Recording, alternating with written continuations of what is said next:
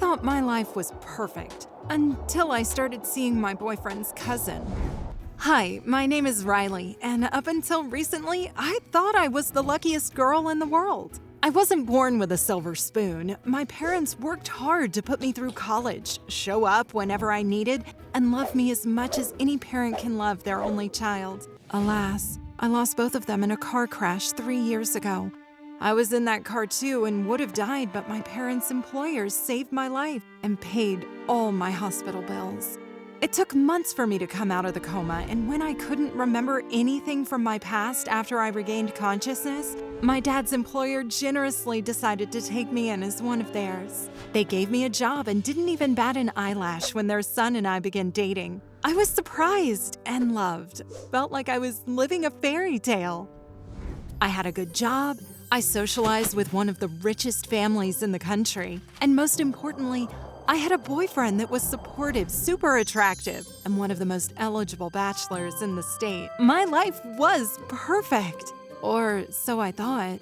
3 days ago, my boyfriend proposed to me. There was nothing wrong with the proposal. It was perfect. In fact, a private penthouse decorated to the nines and friendly people were there to celebrate with me. My engagement ring had diamonds set all over it. It was the happiest day of my life until my boyfriend's cousin cornered me to insist that I was making the biggest mistake of my life. Why would you say that? If you want to find out, meet me in the garden tomorrow at noon. I don't think that's a good idea. It's a matter of life and death, Riley. The things you will learn will make a big difference. It's important, I promise. Before I could say anything in response, he was gone.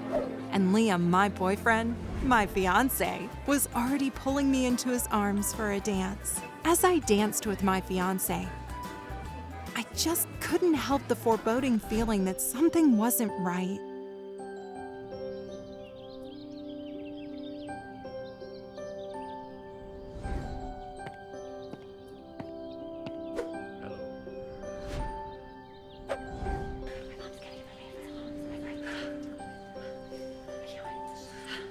I don't really care what you want to say. Liam and I are scheduled for... You've been lied to, Riley. What do you mean? Who is lying to me, and why would you care about it? Let me start with the drugs you've been using for over 3 years now. The prescription is to help you regain your memory, right? How come you still don't remember a thing about the day your parents passed? Or even before that? I wanted to speak, but I was paralyzed by how he so casually brought up my parents' death. The emotional wounds were still fresh. The rumor it might be my fault that my parents were killed and I didn't even remember, it made it impossible to discuss with anyone. So I turned without another word and began to stalk away from Mark. You can run away all you want. It's only a matter of time before the truth catches up with you. I just hope, for your sake, that it's not too late. It was hard to resist going back and slapping him hard across the face. But I had already made it to the garden's entrance. Then I heard his increasingly annoying voice again. I would start skipping those pills if I were you. Just stay away from me, you creep.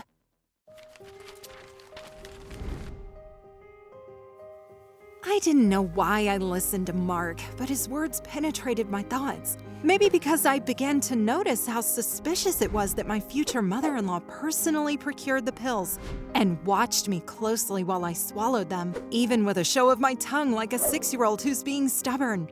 I began to slip the pills behind my back teeth and flush them down the toilet when no one was looking. I didn't know if the effects of skipping the medication were hallucinations, but I began to see flashes of memories, and Mark was in most of them. It seemed like we'd spent a lot of time together in the past, and while I was so frustrated by this revelation, I figured he was the only one I could trust with the information. I went in search of him, and he claimed that I was born an heiress, unlike what my boyfriend and future mother-in-law had told me. I asked for proof, but he refused to give anything concrete, challenging me to find out for myself. I was hearing my future mother-in-law gush from behind me as I stared at myself in the mirror. A powerful flash suddenly struck behind my eyes. I was startled, and a head-splitting pain brought me to my knees. Oh my gosh, Riley, are you okay? I nodded quickly to affirm, but I watched her expression turn sour when I started to babble that it might be a side effect of stopping my medications. She goes on a long tirade about how I was taking my health for granted and threatened to call off the wedding if I continued disobeying her.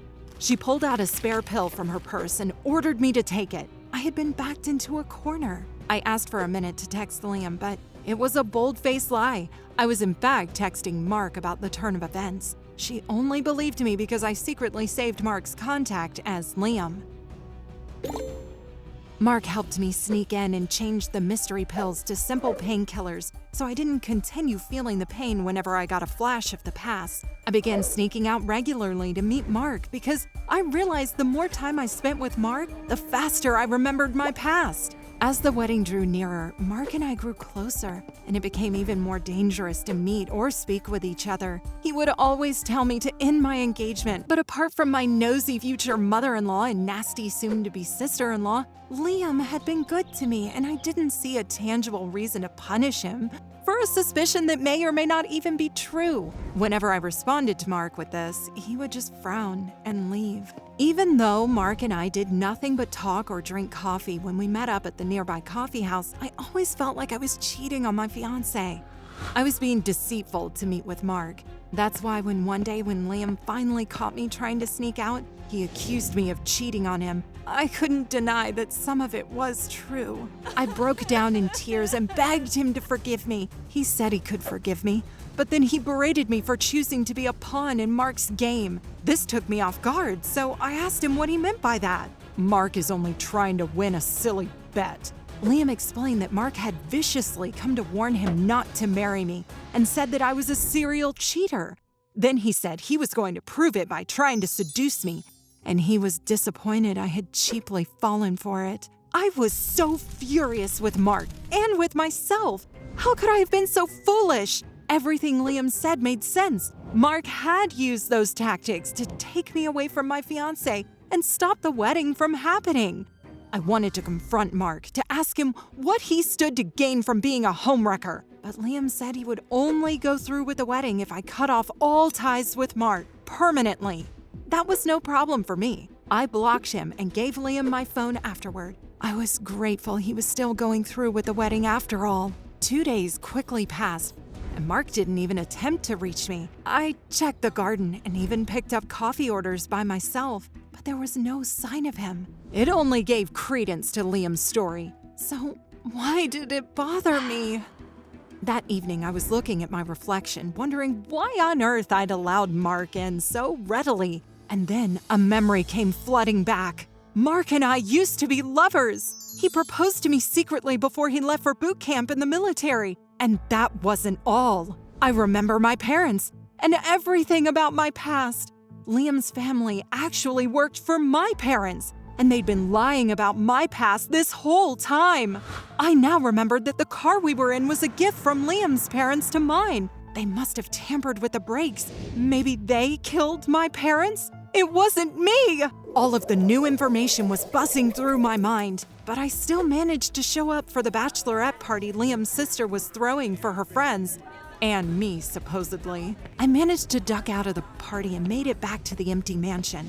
I ransacked Liam's study and found a change of ownership document. It had my forged signature on it. I found my father's will and the reason why Liam is getting married to me. A clause stipulates that I am not entitled to the largest sum of my inheritance until I get married. They were trying to steal all of my family's money, assets, and stocks. The evidence poured in. I found more flash drives and more documents that seemed incriminating. I knew I needed to find Mark before the wedding to help me make sense of the rest of all this data and to tell him I remembered our love. I had missed him even before I knew we had been together. I was about to leave when the door suddenly slammed open and I scrambled to hide. It was Liam, and he wasn't alone. My fiancé, who I thought was genuine in his feelings for me, was cheating on me just yards away. Ironically, I didn't feel hurt. I felt vindicated. I confess, a small part of me originally felt bad for the fallout Liam would have had to deal with when I exposed his family. But now, he just made everything easier. The wedding morning wasn't gloomy for me, as I thought it would be. Liam's mother noticed I was all smiles when she came to pick me up. Suspicious, perhaps, but I felt no guilt lying to her face. I soon made her believe I felt lucky to be marrying into such an elite family. There was adequate press coverage for the wedding of the year, so I resolved to reveal it in front of them. I had the most damning evidence tightly tucked into my bouquet as I walked down the aisle. The minister asked if anyone had anything contrary to say about the union. I raised my hand. Several gasps filled the air, but I wasn't the only one. Someone from the back pew also raised their hand. I was surprised and thrilled to see Mark coming to his feet with a gentle smile on his face. I wasn't alone! And Mark came just as prepared as I had. He wasted no time explaining the atrocities of Liam's family to the public. I corroborated the story and revealed my evidence, brandishing it from my bouquet like a sword. The guests all looked on in surprise as the officers moved forward to arrest Liam, his mother, and his sister. I had been rescued. Liam's mother shouted empty threats that just convicted her even more. Very soon, the ruckus quieted, and Mark turned to me, pulling me into a firm embrace. I'm so sorry I didn't remember you. It's fine, my love. It wasn't your fault. I wondered how he must have felt seeing me with someone else. After all, my memories had returned. I couldn't bear to even imagine him in the arms of another woman. You remember I proposed to you, right? Yes. The priest is still here. If you still want this, me, we can make it official. I nodded vigorously with tears streaming down my face. This wasn't the fairy tale I thought I was going to have, but I was still the luckiest girl in the world. I'm marrying the man I, deep down, couldn't forget, even if I couldn't remember. The end.